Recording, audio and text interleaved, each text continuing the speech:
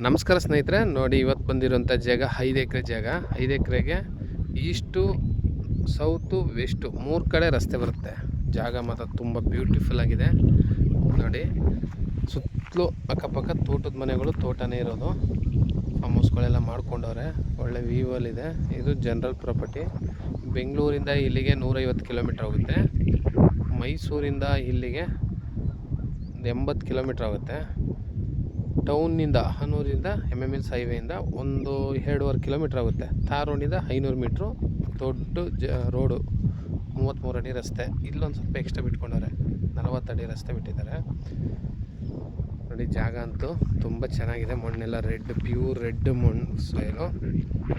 ಸುತ್ತಲೂ ತೋಟಗಳೇ.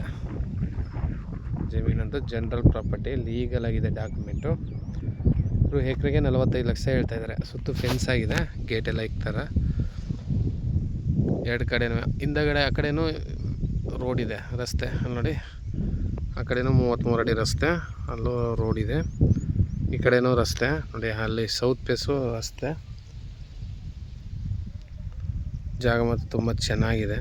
ರೆಡ್ ಸಾಯಲು full fence ಮಾಡಿದ್ದಾರೆ, ಮೆಸ್ ಫೆನ್ಸು.